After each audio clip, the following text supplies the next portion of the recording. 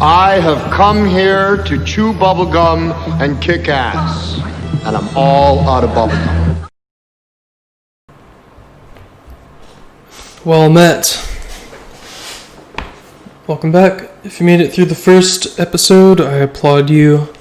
That's awesome. And ultimately, we all have come here to chew bubblegum and kick ass, and we all should be out of bubblegum by now, as Roddy Piper says in They Live. So, podcast number 2, Mod of Creation, episode number 2, we're going to cover truth, objective reality, and perception. Very vital understanding of existence and just being a person.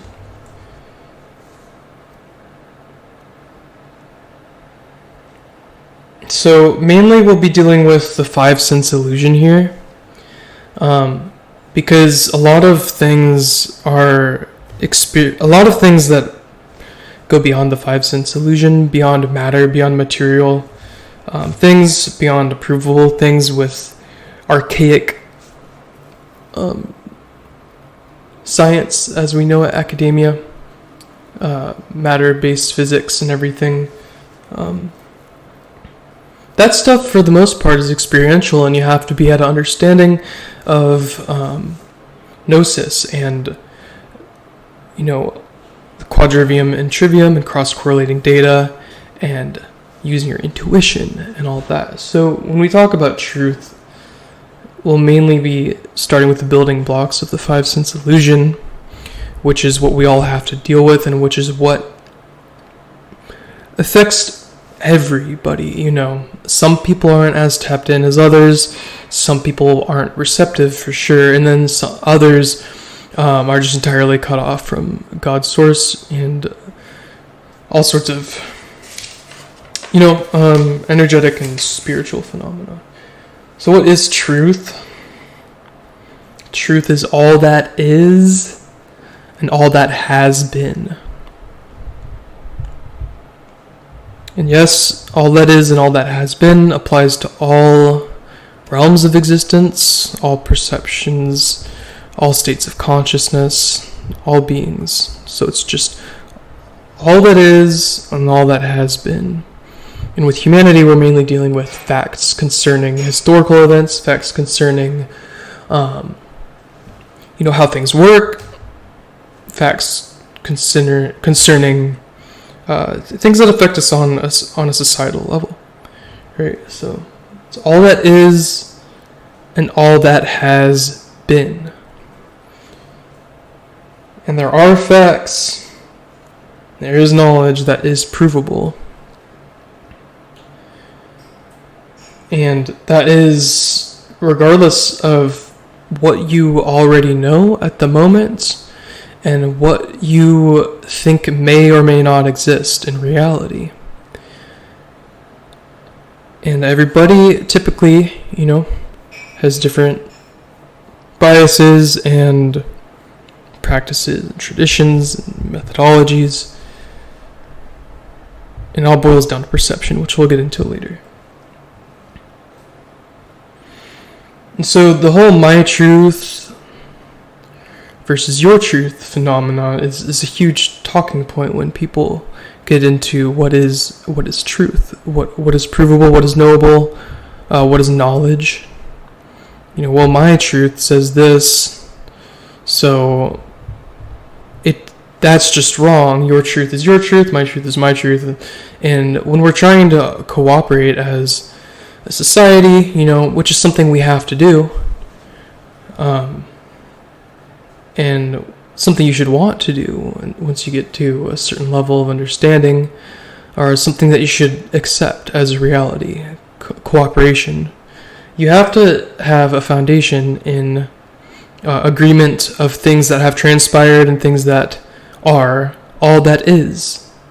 That is truth. That's what truth is. And if there's no foundation in a society based on the objective reality, on the objective truth, on the capital T truth, there will be problems, there will be disagreements, and there will just simply be a lack of alignment with reality. When societies do that, things don't go well, and especially when a species does that on a species-wide level, and other things might be observing, it looks like a joke. So, capital T truth, hierarchy truth. The definition of truth that I will be using in all of my work, which is the definition. It's all that is, all it has been. Right? So, a lot of people believe in things, right? They believe in certain scientific quote-unquote facts, or they believe in certain spiritual quote-unquote facts, right? So a lot of these beliefs are really just erroneous and out of touch with objective reality and truth. They're not true, they're illusion, they're beliefs. A lot of people believe in illusion. And typically when someone believes something, you better hope their belief system is in alignment with truth. Otherwise there are going to be complications along the road or immediately. Either with other people or things they will encounter in the future. So that's illusory beliefs, believing nonsense, COVID-19 is a plague and it's going to kill everybody. We'll get into some of these things later. And there is genuine belief, and I'd like to talk on this because mainly beliefs are out of touch with reality and out of touch with truth, and that's a huge problem. When you're just trying to discover things, when you're trying to exist as a genuine being, if you don't believe in something that's real, if you don't believe in something that is actually something that is, it becomes a problem eventually, if not immediately, like I said. But a genuine belief becomes receptivity. A genuine belief becomes openness to other realities or openness to certain things. So if you are actually believing in truth, let's say you believe that there is something higher or there's something beyond what you can perceive with your five senses. This is just one example. Let's just say you believe in that thing, and you happen to be whether you actually know you're believing in something that's real or not, like a religionist might just culturally believe in God and not actually have proof of God. But higher realms exist, higher powers exist, other consciousnesses exist, and the Creator exists. So if you're receptive to it through belief, things will open up for you. Right? So that's a genuine belief. A genuine belief also becomes stronger through experiential knowledge. In cross-correlating data, cross-correlating experiences, cross-correlating history, and that becomes gnosis. It goes from belief to gnosis, to knowledge of the unseen. So there's, belief where it's based out of illusion and something that is false, something that is not real, and that will lead you down a path of complications and dissonance. Sometimes just a simple mistake, or it can just lead you down a totally disgusting, dark life path. Or you could believe in, something else that happens to be true, and it can lead you down just a nice solid path, Or you could believe in something so profound that it's going to throw synchronicities at you, one after another, rapid fire, and you won't even believe your own beliefs anymore, and you're just going to ride the wave. So it's really those are the two dynamics of belief: belief based in illusion, belief based in truth, which one may or may not know is actually real. Ask and ye shall receive. That is what true belief is. And it's all terminology, it's all semantics, but energetically, that's what a true belief is. It creates opportunity, and a false belief creates stagnancy and decay. So objective reality is, objective reality and higher case truth, objective truth, same thing. So reality is all that is real, all that is provable, either through, cross-correlative data or actual, if you want a scientific journal, because science is handy, especially when we're trying to deal with medicine and diet, all things like that. But once something is a reality, it is something that everyone should consider, at least acknowledge. And that is objective reality. It is the reality that is provable, the reality that exists. And with truth and reality, we often run into what is called relativism, where everything is relative, everything happens to be relative. It is all subject to your own personal bias and experience, and that is your truth. So, I can continue to lead this lifestyle, whatever the lifestyle encompasses, just this lifestyle that it makes me feel good. Well, relatively speaking, you might believe it makes you feel good, or it might make you feel good for the wrong reasons. But objectively, it might be leading you down a bad path. Factually, it's leading you down a bad path, either with your bodily health or your emotional and spiritual well-being. And relatively speaking, you might be disillusioned, and you think everything's good. So it's very, very, very bad. And when you get down to facts, like, honestly, the most relatable things would be, I guess right now would be a good section to relate it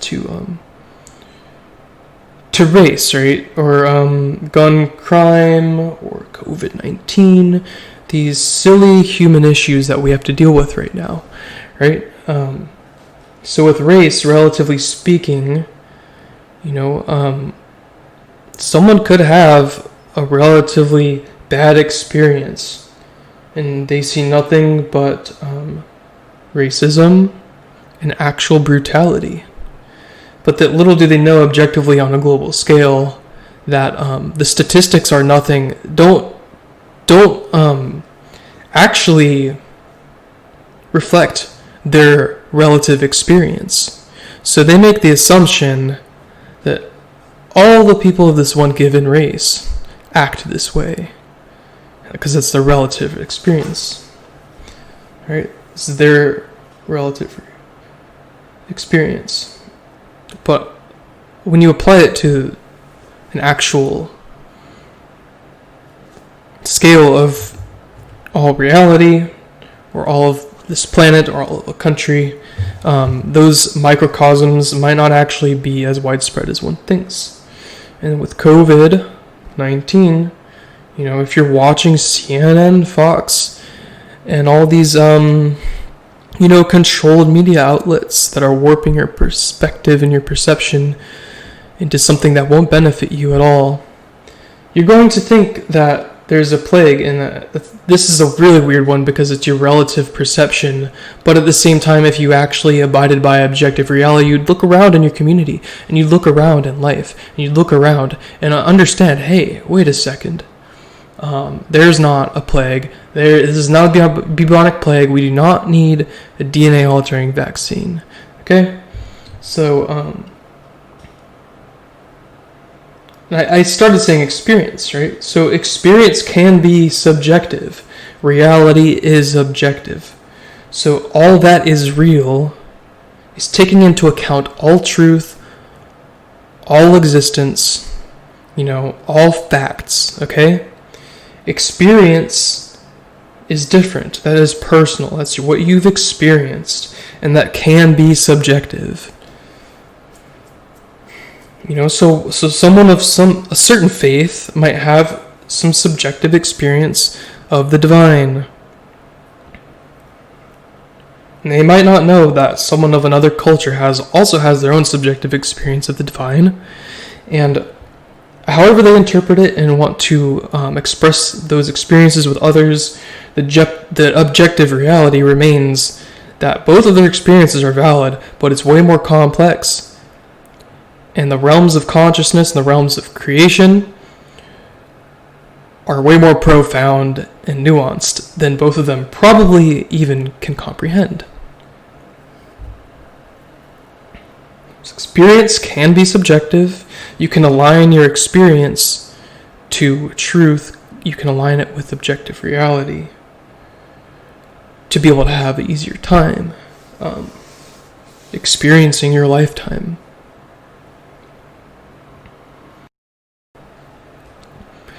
And obviously, as you can see, this would help societies cooperate better if they had an understanding based in truth.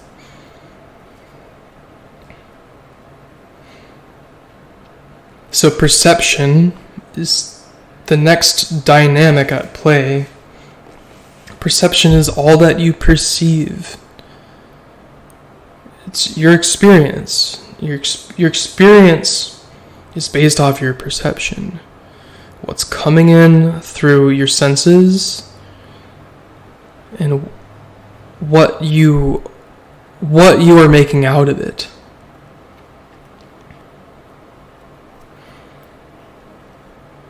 So everybody's at a different level of perception or awareness. And some people have more biased perceptions and awarenesses. And some people have more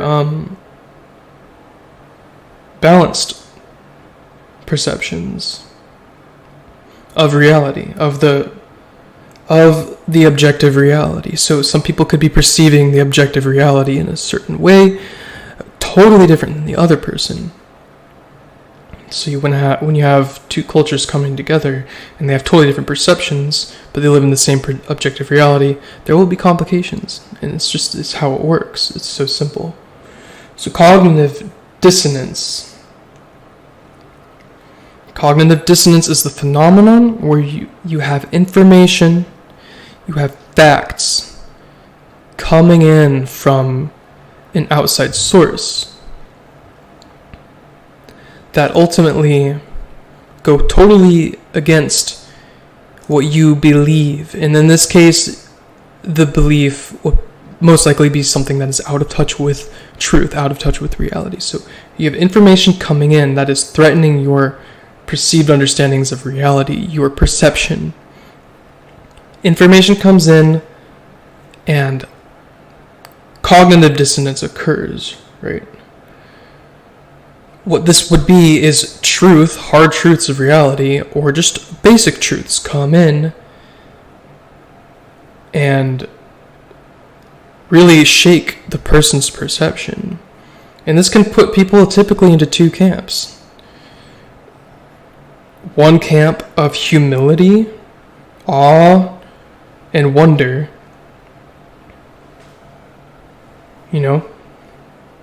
or a state of shame and fear.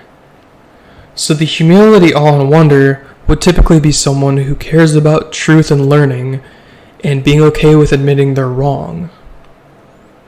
So a fact comes in or knowledge comes in and it's totally different from what you already perceived, your perception. Cognitive dissonance occurs, and that person who cares about truth and reality is in awe, humility, and wonder. They've been convicted, but the outcome is something good.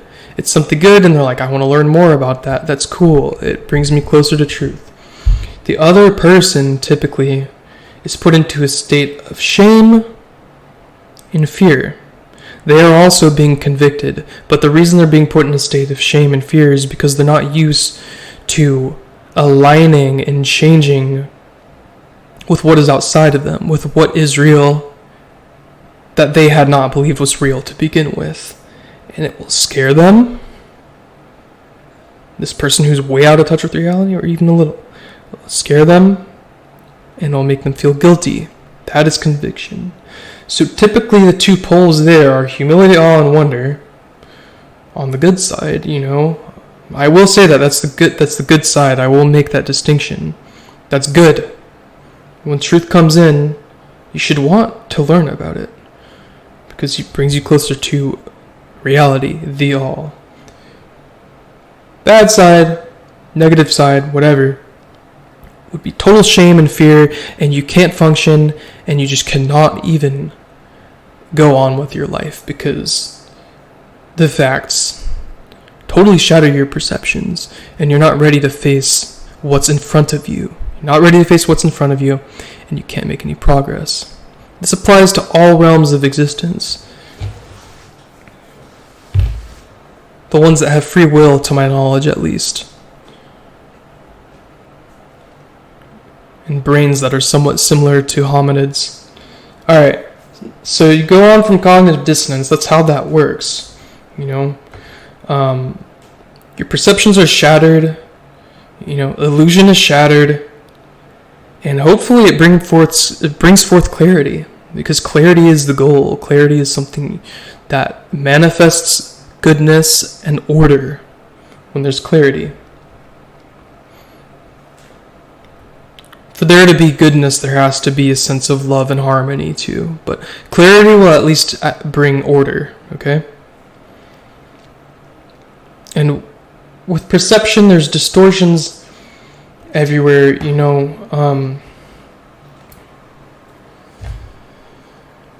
you got all the media outlets.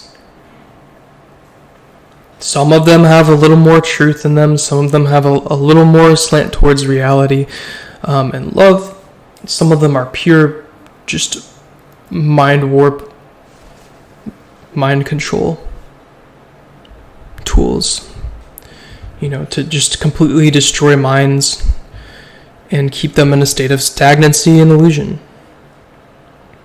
So these distortions work through many things. They mainly work through organized dogmatic religion,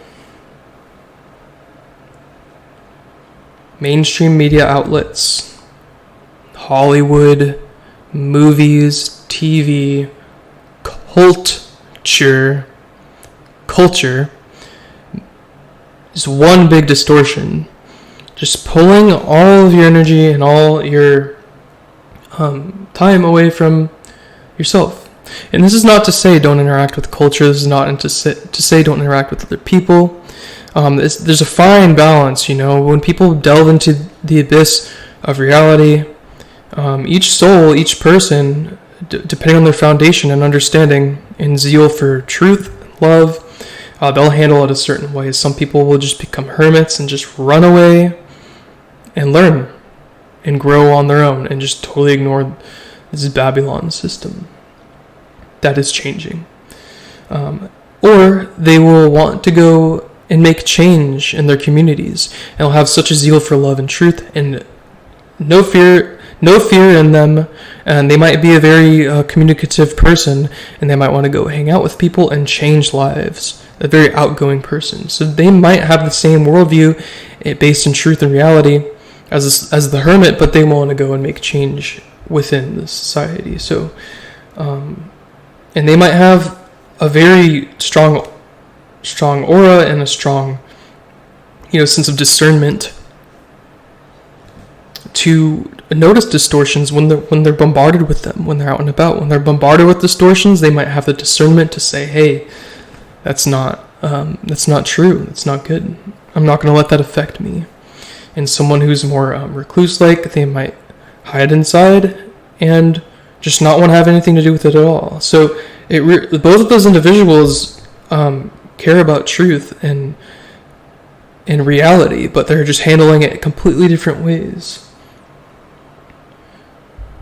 And the type of people who can't handle reality, they can't handle objective truth, and their cognitive dissonance, when it's shattered, it puts them into a state of shame and fear. They might actually, it's the same dynamic. They might stay inside and self-harm, or they might go outside and harm others. It's really this dynamic of staying away from others and doing bad things to yourself, or going around others and doing bad things to them and yourself, or staying inside and working on yourself and helping yourself and loving truth, God, your higher self. Or going out into the society and loving and helping others. So it's all these different dynamics at play when it comes to perception, cognitive dissonance, belief based in truth, belief based in reality, and then this comes down to your personal makeup, your nature, and that's a whole area of study for people to dive into.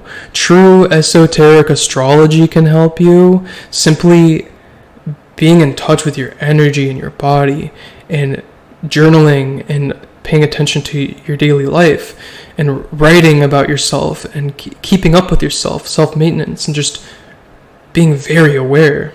You might not even have to read a book. You might not even have to know your natal chart or anything like that, And for some people, talking to others simply does the trick. There's so many different methods of coping with hard truths that come into your perception. And like I outlined, it's all based on whether you have a zeal for truth, you're willing to submit to the greater realities, or you want to stay in your little upside down dream world. Your upside down dream world might be really nice, and your upside down dream world might give you a lot of comfort, and you don't want to face something outside of that because you think you have it all together. This really applies to materiality, or it applies to all sorts of states of existence within society and within individuals' lives. So ultimately, if your perception, your belief system is based in illusion and lies, it's going to be manifesting and creating through your choices suffering and dissonance, And honestly, you might say, oh, well, I'm happy with my McDonald's and video games, or even my Whole Foods and video games, even my organic, local farm-raised food and video games. But when you're faced with the hard truth that shatters your lifestyle, you're going to suffer a little bit. So even if you have it the best, even if you feel good and you're living in illusion, you're going to have suffering and dissonance. But if your perception is based in illusion as deep and dark as, abusing others and paying attention to evil, nasty, wicked things that are just not nice, very ungreat things. You can just use your imagination. I'm giving people who find their way to the show the credit that they have in imagination. Just a disgusting, putrid existence that's a product of illusion. That reality is going to manifest something very dark and a lot of suffering. But if your perception and your beliefs are in alignment with truth and all that is and all that has been, you'll manifest growth and stability, often happiness, often enlightenment and next level awareness, true love with all of creation. The alignment with truth and just the receptivity to all that is, and the humility, awe, and wonder of things that are outside of you, that are a mystery. Whether you're reading some profound book or you're just experiencing life, based off your experiential knowledge, if you're receptive to all that is, you're going to manifest growth and stability. And humans right now,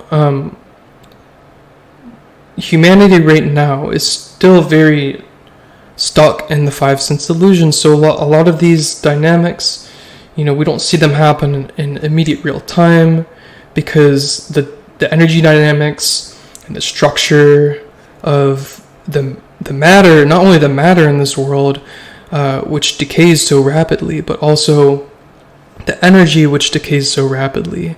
We don't see these things happen right away because everything is not 100% in the original template that the Creator had in store for us. So belief versus knowledge, if you value knowledge, just pure knowledge, you're already valuing truth and objective reality. It's just pure knowledge. And still, those individuals, if they're offered something that's outside of the knowledge they already have, will trigger cognitive dissonance in some situations. Typically, the individuals who care purely about knowledge and learning, they have an easier time because they wouldn't eat it all up, And then if you're into just beliefs and you're more casual, hopefully your beliefs are in line with facts and truth and objective reality. So next we get into the trivium and the quadrivium, which are methods of interpreting and implementing knowledge and reality. So with quadrivium, it's simply just gathering information and just looking at all that is, looking at what's around you, and getting an unbiased analysis of data, an unbiased analysis of things, unbiased analysis of all that is available to you, connecting the dots, cross-correlating, looking into things. Some people have more of that detective, introspective side to them, that zeal for truth. Some people have that innate in them, others don't. But you can build that, and you can do it on a low-key level, you can do it on a high-key level where you're just doing it all the time. And this gives someone cohesive knowledge of the topic, right? It's just research. It's really research. So whether you're researching false flag events that happen, you're researching geoengineering, you're researching any sort of direct energy weapon, you're researching God, you're researching anything. This literally applies to anything. It's the collection of all available data, getting unbiased analysis of it, connecting the dots, and having a pretty cohesive understanding of whatever was being studied. And that gives you the knowledge. Typically gives you good knowledge, right? So the trivium, it's taking said knowledge. And what do we know about knowledge? Some people have knowledge that's actually erroneous beliefs or just false. They think it's knowledge, but it's not knowledge because it's not based in truth. So with the trivium is really a manifestation technique. It's taking your actions, your thoughts, emotions, and actions based off of whatever knowledge is available, bringing it into the greater reality. This is what manifestation is. On a very basic level, and within this realm, within this fallen realm, this is how we manifest things. We don't, right now, Homo sapiens, humanity, very not advanced as we used to be a long time ago. Okay? This is all we really got for manifestation. Using our knowledge, and hopefully it's pure, based out of love and truth, which then dictate our thoughts, emotions, actions. And actions, once they're done enough, they become your behavior. You perform an action enough, it becomes your behavior. This has everything to do with DNA and changing your genetics. This is what a grounded spiritual evolution looks like. And many people do it without even realizing it. So many people evolve spiritually without even understanding spirituality. It's so beautiful that, the true creator made it so simple. But the knowledge, the greater knowledge, really accelerates one's path. It really does. So the trivium, if you have good knowledge, thoughts are going to be good. Emotions are going to be good. Actions are going to be good. Behavior will continue to be good. If your knowledge is based out of illusion and lies, and it's just upside down, your knowledge is totally upside down from what actually is, all that is, your thoughts are going to be out of touch, your emotions are going to be off-center and in dissonance, your actions will have negative repercussions, and your behavior will become something that is not very good. So the knowledge of, I want to make the emphasis, sure, this applies to society, this applies to civilizations, and in the greater realities, there's a knowledge of all oneness and cooperation and sovereignty. So yes, we all are co-creators of the greater objective reality, and our individual subjective experiences should be aligned to that greater reality, that objective reality. But even if you were existing in some world, where a planet where it was just you and nothing else, this trivium would still apply, because what you're doing, your knowledge, your thoughts, emotions, and actions still dictate what you do to yourself. They still dictate what you do regarding your health, regarding how you value things. So the individual choices we all make impact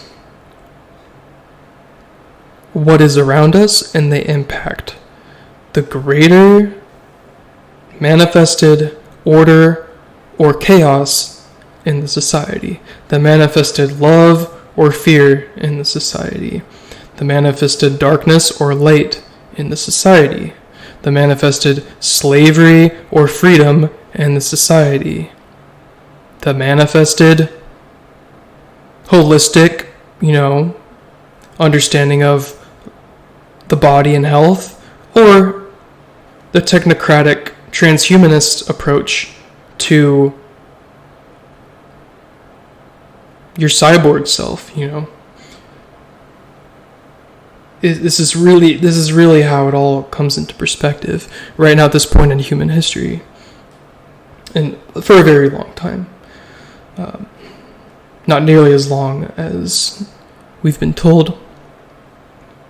So this applies to all experiences and realms. Unless I'm not even going to get into it, but if you're chilling with the creator of all, or you're just in the realm of God's source, you're in heaven, whatever you want to call it. There's some top tier realms where it's just pure consciousness and no form, and it's all that is. But when there's free will and choice, this is how the basics of experience and the collective reality is manifested. Your thoughts, emotions, and actions. And hopefully, as many people are tapped into total awareness, just total unity and love with everything. And everything's good. Everything is just harmonious. That's true unity. within the creation, within life. And if things are upside down and out of touch with reality and truth, and if things get so bad to a point where it's totally malevolent and disgusting, not going to be pretty, It's not going to be pretty at all.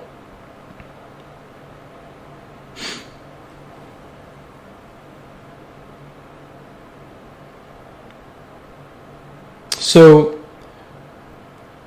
this is how perception affects choices, actions, and manifestation. It's not that hard. Honestly, it's only hard when one is so rigid and calcified in their sense of reality. It's really the only time it's very hard. And this is what most teachers taught, most enlightened masters and teachers, the Christic beings, actually operated out of sovereignty, respect for others, free will, natural law, love, operate out of the heart. This is what they were ultimately trying to teach. And there are plenty of teachers along the way, philosophers over the last few centuries, who had the innate intuition to understand that choice and action, either based in truth or illusion, is how the reality is manifested. The Stoics, Any manipulator, will oversimplify these things into, your perception and your thoughts create reality, and that's all you need to do. Your perception and your thoughts, that's all you need to do. So if you perceive everything as being completely nice and happy, it's going to be a completely nice and happy reality. But little do you know, there could be someone coming to harm you right around the corner. Or just something you believe in might be wrong, and you might be proven wrong. The implications and possibilities are across the board with these basic understandings, But when you understand your experience is subjective, and it should align or be receptive to truth, you're good. But if you think your experience is subjective and reality and truth is also subjective, and it's my truth versus your truth, it's just total dissonance within everything, and it's just not pretty. So whether you're an atheist or a religionist, New Ager or light occultist, or you're new to this information, and you're just chilling, living a normal 21st century human life, consuming media and playing games and just listen to the media outlets. This perception and objectivity is really everything. Your choices manifest your reality. So I came here to chew bubblegum and kick ass, and just spread awareness, total awareness, pure unadulterated awareness, which is true love. Care for all, not love of lowercase self, me, not love of care for me. My reality, my experience is all that matters. No. It's an understanding and integrative approach to all reality. So be keen of your thoughts, emotions, and actions, because your behavior will eventually become calcified in either truth or illusion. But honestly, if it's based in truth, it's never calcified. It's going to keep blossoming into something beautiful and greater beyond your wildest comprehension. That's it for episode 2 of Monad of Creation. You can find me on the Instagram. Find me on Patreon. I would really appreciate the support. It'd help me financially. It would help me in all aspects, really. And if you join the Patreon, you get access to the Discord server where we can discuss anything. Nothing is taboo. No gore, no porn, no malevolence. Nothing ridiculous. No fools. You know, I'd hope that if you listen to this whole thing and hear this message, you got at least something going for you. But that's it. Discord through Patreon if you want to join the conversation. And yes, I want to thank Dronn, Dronn, for making the intro song. Hales, brother, appreciate you. I really love that track. And I want to thank my buddy, who didn't really care to be named, for creating the outro track. I appreciate you two dearly. And I thank you for aiding my efforts here. Hails, much love and blessings, everybody. Take care. See you next time.